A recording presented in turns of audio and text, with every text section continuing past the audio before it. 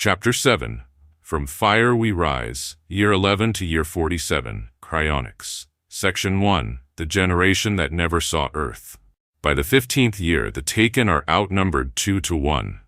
Children born beneath the twin suns of Kryonix run barefoot across blood of the world that has never known mammoth tracks or the soft give of endless grass.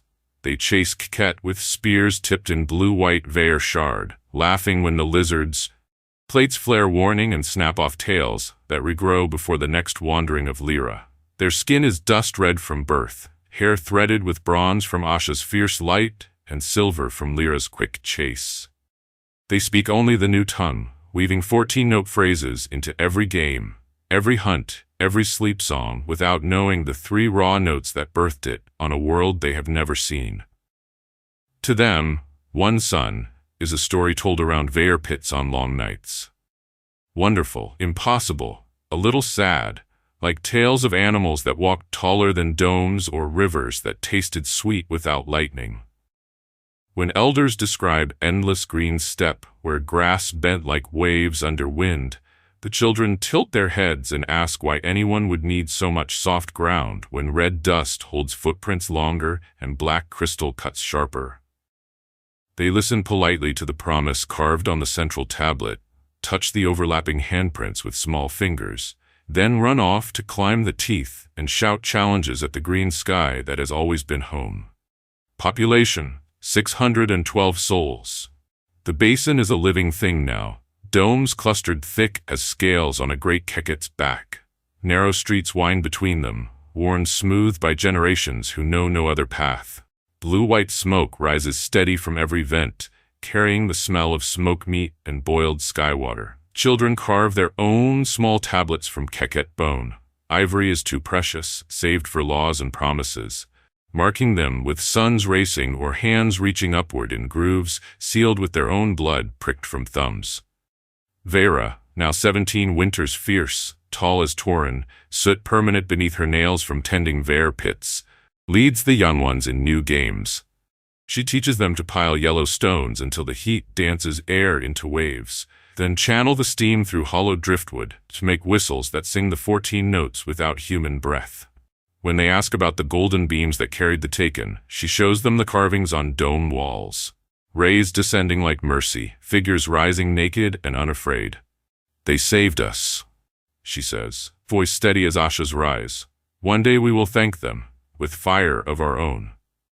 Tauren, 25 winters on Kryonix, broad-shouldered, golden eyes undimmed. Hunts deeper into the teeth now, returning with slabs of black crystal veined with something new. Thin threads of metal that hum when struck. He forges them into tips that hold heat longer than Vair, spears that glow without burning. At night, he sits with Asha, bundle of 7 tablets warm between them, and speaks of paths beyond the basin. "The world is wider than the steppe ever was," he says. Asha nods, silver hair unbound, and adds the 15th note to the phrase, a high, ringing tone like struck metal promising more. Old sky weakens in the 17th winter that was not winter. Lyra wanders farthest yet, nights stretching to 47 dawns of dim light and biting cold. The elder lies wrapped in the finest Keket cloak, milk eyes staring at dome ceilings carved with stories he once told. He eats little, speaks less, but his good eye still finds every child born here and blesses them with a trembling hand on the brow. On the 43rd night, he calls the circle to his dome. 493 souls crowd inside and out, breath fogging in the Vair warm air. Asha kneels at his side, bundle pressed to his chest. Vaira stands behind, one hand on Asha's shoulder. Tauren guards the door, spear planted like a sentinel. Old Sky lifts his voice one last time, thin but carrying to every ear. "I saw one sun rise alone. I felt the mountain roar in dreams. I walked into golden light and woke beneath 2. I dug the first grave with these hands. I spoke the first law beside it." He pauses, breath rattling like dry grass in wind. The circle leans closer. "You who were born here, you carry the spark farther. Do not fear the green sky. Do not mourn the lost grass. Teach Kryonix every note until it sings back, and when you return to the one sun world, tell them old sky kept walking." He closes his good eye. The milk eye stares on, unblinking. Asha begins the 15-note phrase, low and slow. The circle joins, weaving harmonies born on alien soil until the dome thrums like a living heart. Old Sky exhales once, long and soft. The phrase rises without him. At dawn, Lyra still lagging, light, thin, and cold. 493 souls carry his body to the highest ridge of the teeth. They lay him facing the place where Asha and Lyra will meet again, milk eye open to the green sky. Vera places his small ivory tablet on his chest. Grooves worn smooth by 70 winters and more, blood long faded to rust. No grave is dug. He is left for the wind and the wandering sun, because some things are older than burial. The circle sings the 15 notes until the cold drives them down, grief turned fierce, ascending, a promise that death is only another note in the song. Population 492.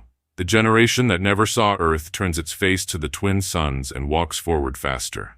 The spark has lost its eldest flame, but it burns on, brighter for the loss. Section 2. The third law. On the night Old Sky is laid on the ridge, the circle does not disperse. 492 bodies remain in the basin long after Lyra has slipped away, and only Asha's red glow stains the sky. Vare pits burn low, painting every face in shifting cobalt and copper. No one speaks. The 15-note phrase has fallen silent, but its echo still rings in bones and blood. Asha rises. She is 71 winters old, hair fully silver now, legs trembling even when Torn and Vera support her arms. The bundle of 7 tablets hangs heavy against her chest, the rawhide cord cutting into skin that has never healed in 17 Kryonixian years. She walks, slow, deliberate, to the central tablet. The crowd parts like grass before wind. She kneels. The red dust is cold beneath her knees, but she does not flinch. With fingers that once carved the first promise in blood on a distant step, she drives her own tablet deeper into blood of the world, until only the carved face shows above the surface, grooves blazing crimson in the dying firelight.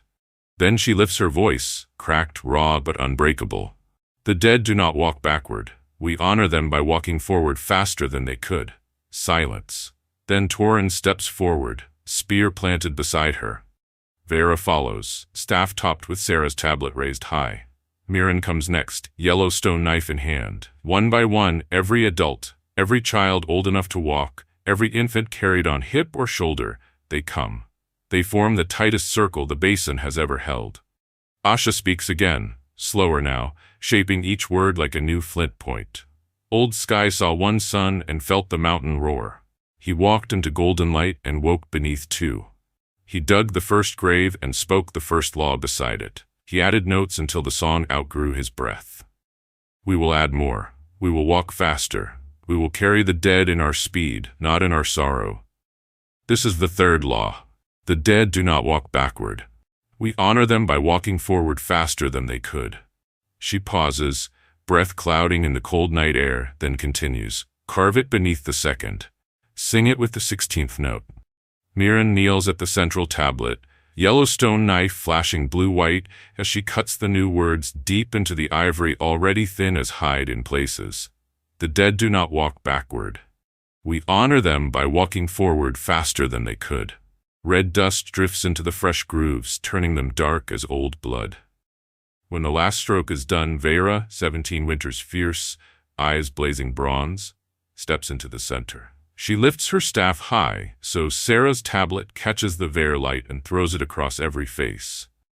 Then she adds the 16th note, a bright, defiant, ascending tone that slices through the night like a spear thrown at the stars.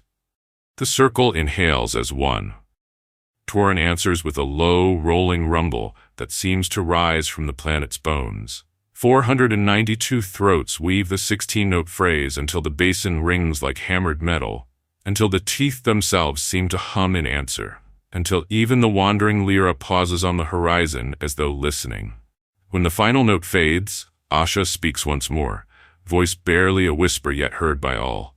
Old Sky kept walking, now we run. She lowers her head until her forehead touches the central tablet, silver hair spilling across ivory warm from 492 hearts. Torin presses his forehead beside hers. Vera follows. Mirren. Ket. Lyra the woman. Every soul in the circle, one by one, until the tablet is hidden beneath a living mountain of heads and hands and braided hair and dust-red skin. When the last forehead lifts, the night is no longer cold. Asha is carried back to her dome on the shoulders of the youngest hunters. The bundle of 7 tablets knocks softly against her chest with every step, a quiet heartbeat of the dead walking forward. Behind her, the circle breaks into motion. Forges flare brighter. Hammers ring louder. Children who have never seen grass race between domes, shouting the 16 notes at the green-black sky. Old Sky's body lies on the ridge, milk eye open to stars he never named, and the people he carried across worlds run. The third law is spoken. The spark has learned to outrun grief, and it will not stop. Section 3. The Rift. In the 22nd year, a hunting party follows a wounded Keket deep into the teeth where no foot has walked before. The lizard is old and cunning, plates scarred from many seasons, tail already regrowing from a recent loss. Tauren, now 31, winters on Kryonix, shoulders thick as black crystal slabs, golden eyes sharp as new flint, tracks it for 3 full risings of Asha. The younger hunters, born here, fierce, impatient, want to finish the beast with thrown spears, but Tauren raises one hand and they still. He has learned the patience of the steppe from Asha's stories. Some prey must be allowed to choose its own death place. The Keket leads them into a canyon that cuts the red plateau like a knife wound driven by a god's hand. Walls rise sheer on both sides, blood-red stone veined with black crystal that glows faint blue-white in the shadows. The air grows hotter with every step, thick with the smell of steam and hot metal. The hunters strip off their Keket cloaks and tie them around waists, sweat carving pale rivers down dust-red skin. At the deepest part, where the canyon floor narrows to the width of 3 bodies, the lizard finally collapses beside a crevice, no wider than a child's wrist. Blood steams from the spear wound in its throat, plates dimming to dull gray. It hisses once, a sound like escaping Vair, and dies. Tauren kneels to give thanks, palm pressed to the cooling plates, when he notices the crevice. From that crack rises a steady, blue-white glimmer, bright as captured starlight, pulsing gently as though breathing. Heat rolls out in waves strong enough to sting bare skin. The younger hunters step back, making the old sign for danger, but Tauren leans closer. He lies flat on the hot stone and peers in. Far below, so far the eye aches to follow, he sees an impossible river of light flowing upward, slow and thick as honey, glowing the same blue-white as Vair when it burns. The river fills a cavern wider than the entire basin, walls glittering with veins of yellow stone that weep clear water that flashes instantly to steam. The light is alive, moving, singing in a low note that vibrates in teeth and bones. Tauren's breath catches. He has seen drawings on dome walls, Vair's charcoal dreams of cylinders with wings and cones of fire, but this is no dream. This is the heart of Kryonix laid open, bleeding power. He rises slowly and turns to the hunters. His voice is steady, but his hands shake. Run, bring Asha. Bring every hand that can carry stone. They run. By the time the twin suns set, the entire population, 703 souls now, stands at the canyon's mouth. Asha is carried on a litter of black crystal poles in Keket hide, silver hair unbound, bundle of 7 tablets glowing against her chest like a small captive sun. Vair walks beside her, staff striking sparks from the stone with every step. Mirren follows with a bowl of burning Vair to light the way. They reach the crevice at full dark. The blue-white glow paints every face cobalt and wonder. Asha is lifted down. She walks forward alone, leaning on Tauren's arm until she stands at the edge. The heat rises around her like breath from an ancient animal. She closes her eyes and listens to the low song of the light river. Then she opens them again and smiles. Small, fierce, terrible. We have been waiting for you. She tells the glow as though it is old Sky returned. She turns to the circle. This is the gift of the new world. Old Sky said we would walk faster. Now the world itself will carry us. She lifts one trembling hand and points into the crevice. Widen it. Bring the river to the surface. Let Kryonix teach us fire that never cools. The circle exhales as one. Torin is already moving, choosing the strongest arms, the sharpest black crystal chisels. Vera runs for rope woven from red grass cord. Children born here, who have never known anything but red dust, dance at the edge, reaching small hands toward the glow as though greeting a new sun. Hammers ring before Lyra rises again. Stone chips fly like sparks. The crevice groans, widens, sings louder. Asha sits on a slab of black crystal, bundle warm against her heart, and watches the people she carried across worlds tear open the heart of another. The 16-note phrase rises, no longer grief, no longer even memory. It is hunger now. It is promise. Far below, the river of light flows upward, patient, endless, waiting for hands that have learned to run. The spark has found the vein. It will drink deep. Section 4. The Gift of the New World. They name the canyon Ver Rift, the moment the first slab falls away. The name rises from 700 throats at once, raw and reverent, as the widened crevice exhales a column of blue-white steam that climbs straight into the green dawn like a spear thrown at the sky. The heat rolls over them, thick and wet and alive. Children shriek with delight when the steam kisses their skin. Elders weep without sound, remembering dreams of golden beams that felt exactly like this. Torin is the first to descend. He ties red grass rope around his waist, hands steady though his heart hammers louder than any forge. Vera knots the other end around a black crystal pillar, the hunters dragged into place. One by one the strongest climbers follow, bare feet finding holds in the steaming stone, until 20 figures vanish into the glow like seeds dropped into fire. What they find below is larger than story. The cavern stretches farther than sight, roof lost in shimmering haze. The river of light, no longer a river but a slow, upward boiling lake, fills the center, 30 body lengths across, glowing so bright it hurts to look directly. The surface ripples though no wind touches it. Where the light laps against stone, it leaves veins of pure metal, silver bright and humming. Yellow stones jut from the walls in clusters the size of domes, each one weeping clear water that flashes to steam the instant it meets air. Torin kneels at the edge. He dips 2 fingers into the light. It does not burn. It drinks the heat and gives it back as warmth that spreads through every vein until his bones sing. He laughs, short, astonished, and the sound echoes off crystal walls like a new note. Behind him, Vera cups her hands and scoops. The light clings to her palms like liquid starfire. When she lifts them, the glow stays, coating her skin in blue-white flame that does not consume. She stares, eyes wide, then presses her glowing hands to her cheeks and screams joy into the cavern until the walls scream it back. They work for 40 days without sleep. That matters. Ropes of red grass haul up baskets woven from keket hide. Each basket returns brimming with wonders. Fist-sized yellow stones that never cool, threads of singing metal, chunks of black crystal veined with light. Children wait at the rim and carry the harvest to the basin in a living chain of small dusty feet. Asha sits on her litter at the canyon mouth, bundle of 7 tablets warm against her heart, and directs the flow with a voice that has not cracked since the night old sky died. They learn quickly. A yellow stone the size of a child's head, placed in a clay bowl, boils sky water without fire.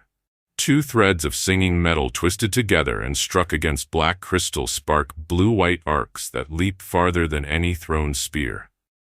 A slab of the weeping stone set beneath a dome keeps the air warm even when Lyra wanders farthest.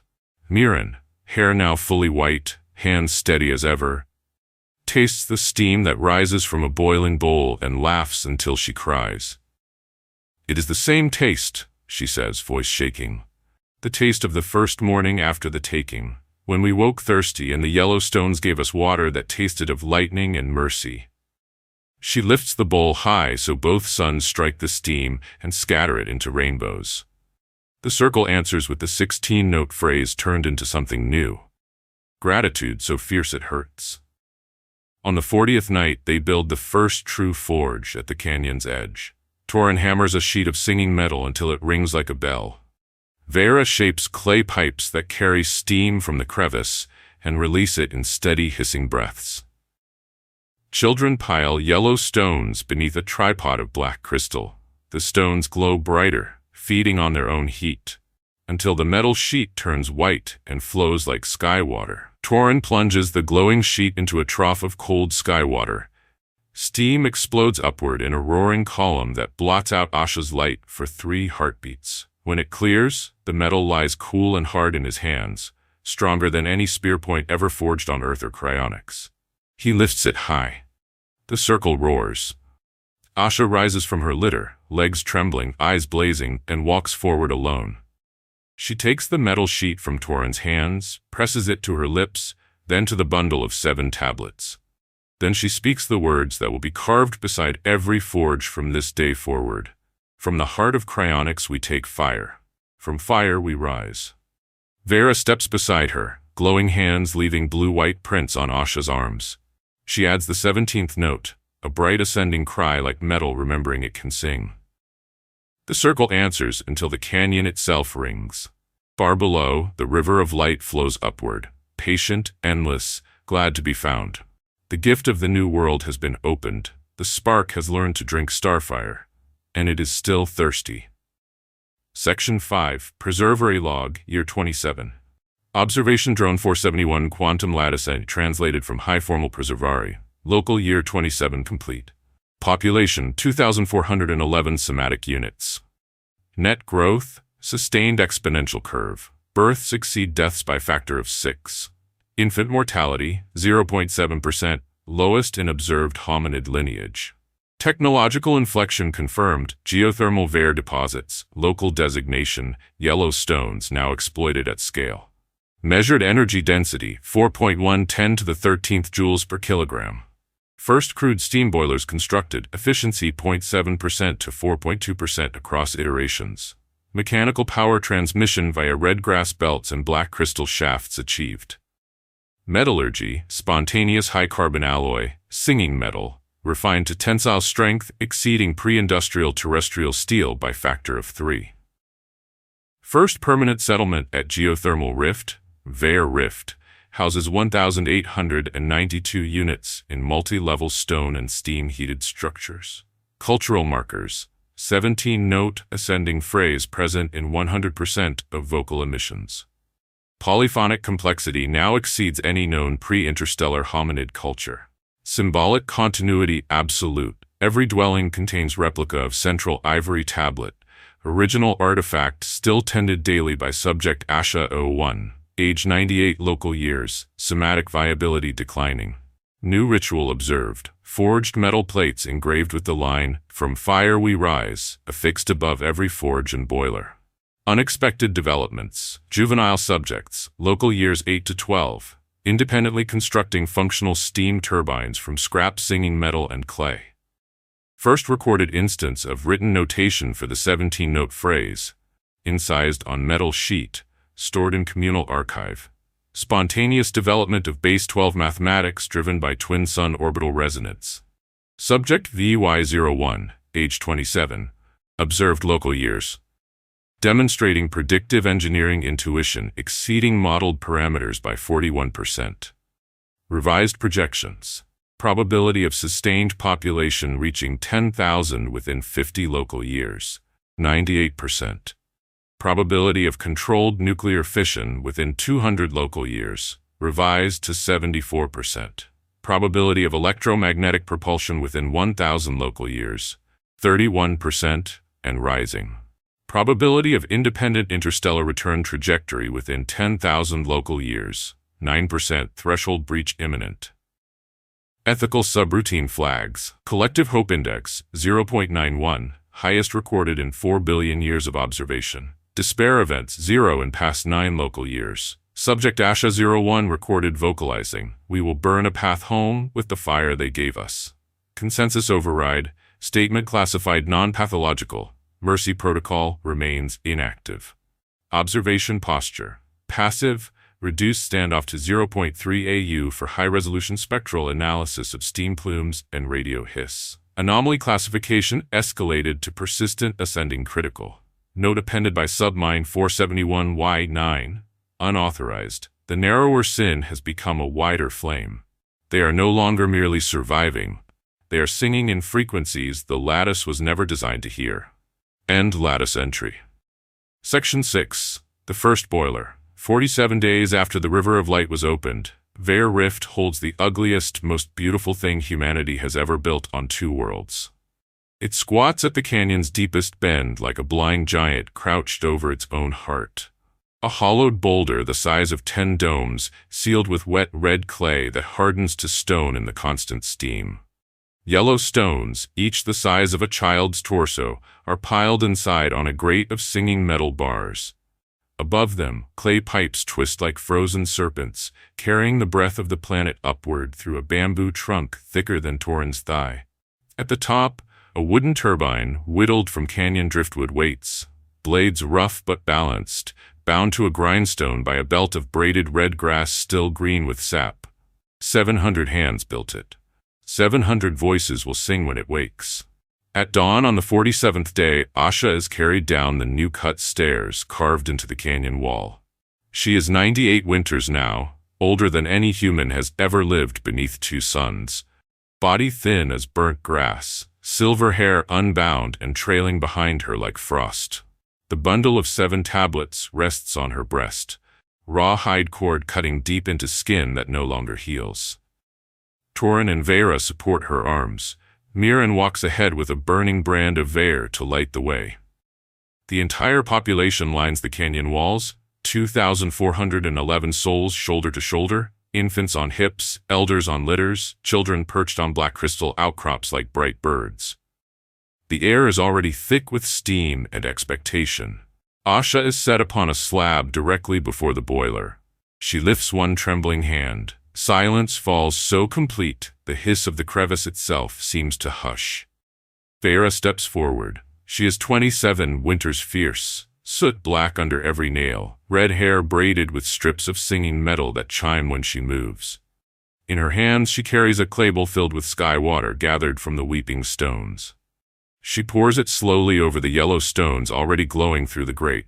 Steam explodes upward, with a roar that shakes dust from the canyon walls. The pipes scream, the bamboo trunk shudders. The turbine spins, slowly at first, then faster, until the blades blur into a single blue-white disc.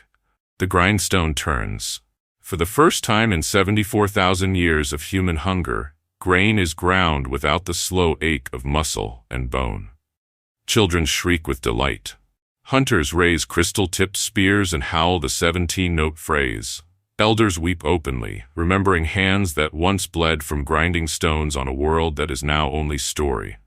The belt snaps suddenly, lashing like an angry Keket tail. A young man, born here, barely 15 winters, is caught across the face.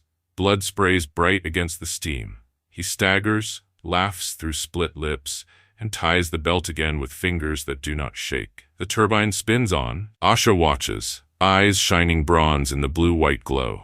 She lifts her voice, thin, cracked, but carrying farther than the roar of steam. From the bones of this world we take breath. From breath we take motion. From motion we take flight. Remember the promise. She presses the bundle of 7 tablets to her lips, then to the hot clay of the boiler itself. The rawhide smokes but does not burn. Vera adds the 18th note, a high, ringing cry like the turbine itself learning to sing. The circle answers until the canyon rings like a bell struck by lightning. Torin steps forward, blood still on his hands from the morning's forging. He lifts the first sheet of singing metal beaten thin as hide, holds it high so both suns strike it and scatter fire across every face. Then he drives it into the ground beside the boiler like a spear claiming new territory. On it, freshly carved while the clay was still wet, are the words, "From fire we rise." The steam keeps rising, the turbine keeps turning. Grain flows golden from the grindstone into waiting baskets. No one moves to stop it, no one wants to. That night Vare Rift does not sleep. Forges burn brighter than both suns. Hammers fall in steady rhythm that becomes its own song. Children dance naked in the steam clouds, skin glowing blue-white, laughing because the world has learned to work while they dream. Asha is carried back up the stairs at moonless midnight. She pauses halfway, turns her face to the glow rising from the canyon, and speaks so only Torin and Vera hear. The mountain took our world. The beams gave us this one. Now the fire beneath will give it back. She closes her eyes. The bundle of 7 tablets is warm as living heart against her own. Below, the first boiler breathes steady and strong, turning the planet's own blood into motion, into bread, into tomorrow. The spark has learned to make the world turn for it, and it has only just begun. Section 7. The drawing on the wall. Vera does it alone, in the deepest hour of the night after the first boiler wakes. The canyon is still roaring. Steam hammers the 18-note phrase rising and falling like a living thing, but she slips away unnoticed. 27 winters old, soot permanent in the creases of her palms, red hair braided tight with strips of singing metal that catch the blue-white glow and throw it back like sparks. She carries only a charred stick and a shard of yellow stone still warm from the forge. At the widest wall of air rift, smooth black crystal face towering higher than 10 hunters standing on shoulders, she begins. First a circle for Asha-san, fierce and heavy. Beside it a smaller, quicker circle for Lyra, chasing forever. Between them she draws the green sky as a single sweeping arc, broken only by the upward spear of steam from the boiler below. Then the ship. It rises from the bottom of the wall like a memory learning to fly. A long cylinder of singing metal, ribs showing like a keket's plates, nose tapering to a blunt cone. Beneath it, a cone of blue-white fire wider than the canyon itself, drawn with bold, slashing strokes that scatter charcoal dust like ash.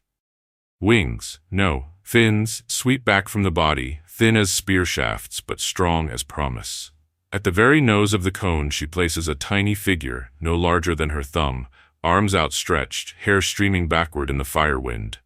The figure has no face, but every line says Vera herself, standing on the spear. Humanity will one day throw at the stars. She steps back, breathing hard, charred stick trembling in her fist. Behind her Torin's voice, wondering, "You drew the way home." He has followed after all, barefoot, carrying only his spear like a staff. Moonless dark and forge glow paint bronze across his chest.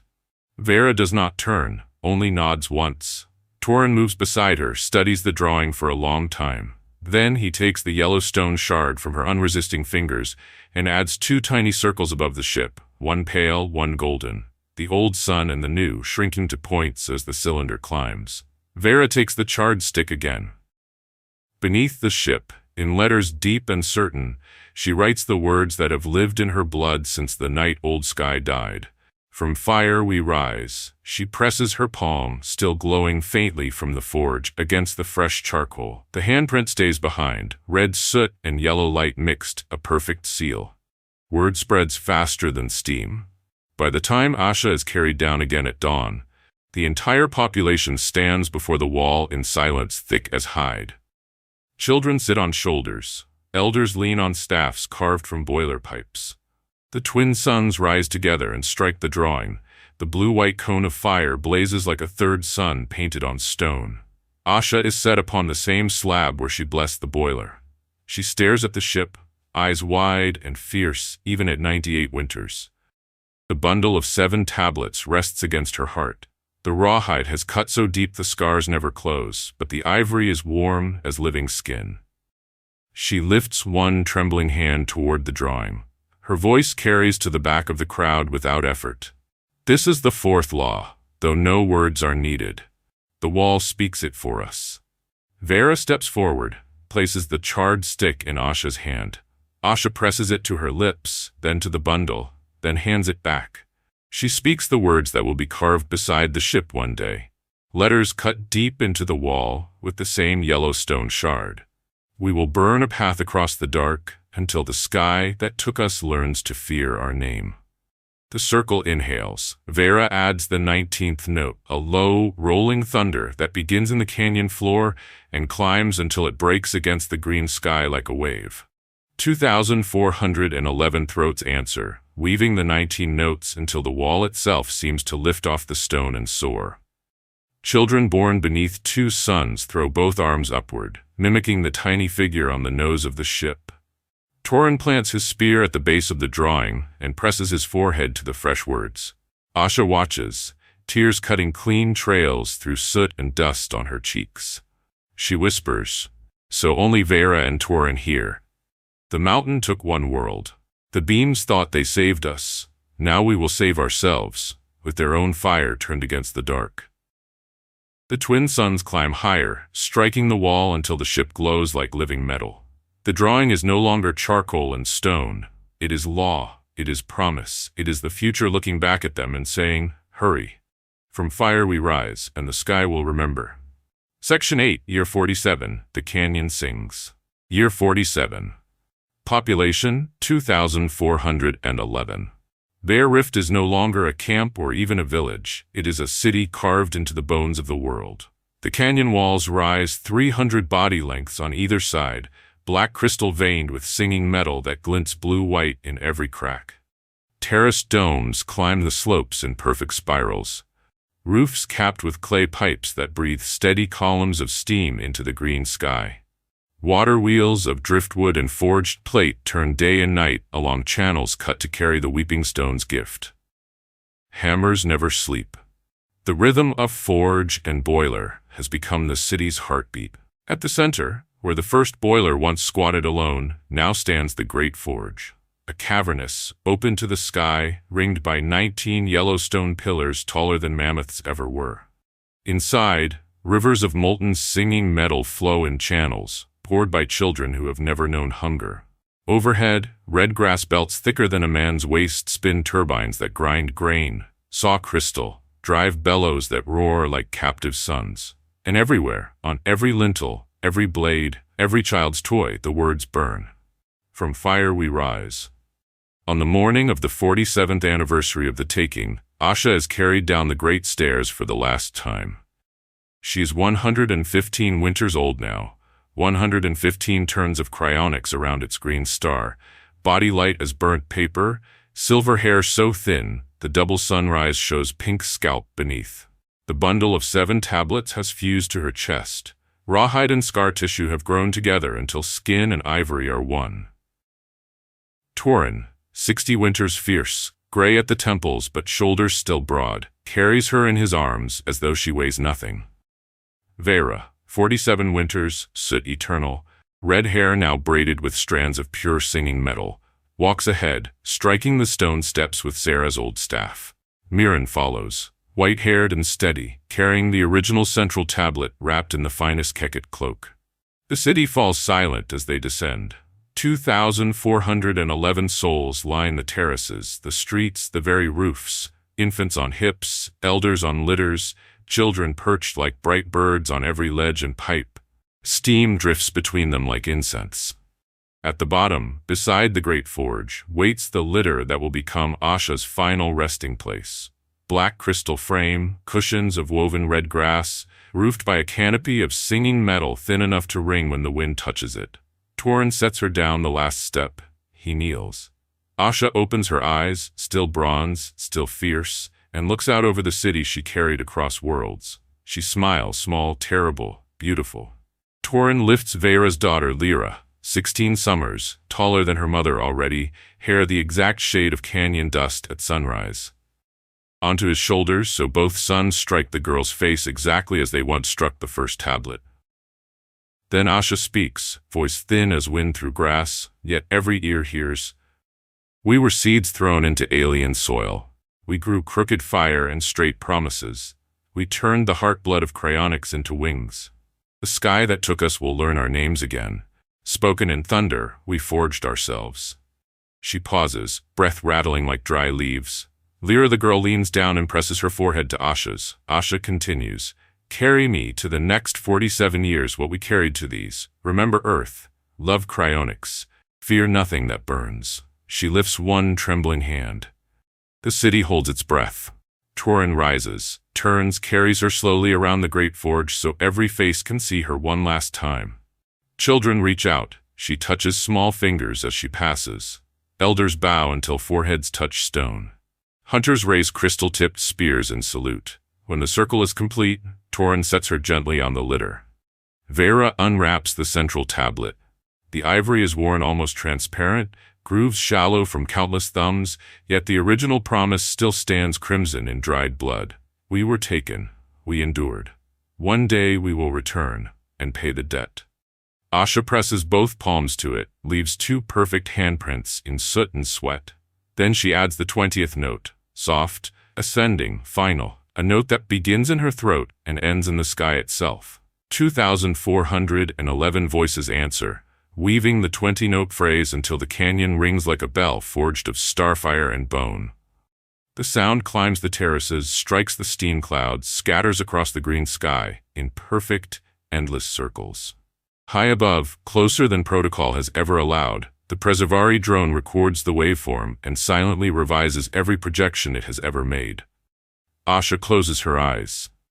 The bundle of 7 tablets is warm as living heart against her own. Torin kneels. Vera kneels. Lyra the girl kneels. One by one, the entire city kneels. The great forge keeps burning. The turbines keep turning. The city keeps singing. Asha's litter is carried up the great stairs at dusk, borne on the shoulders of the youngest generation, children who have never known a sky that was not green, who speak of one sun the way ancients spoke of gods. At the highest terrace, where old sky once lay facing the sunrise, they set her down. She is wrapped in the cloak that holds the central tablet against her heart. No grave is dug.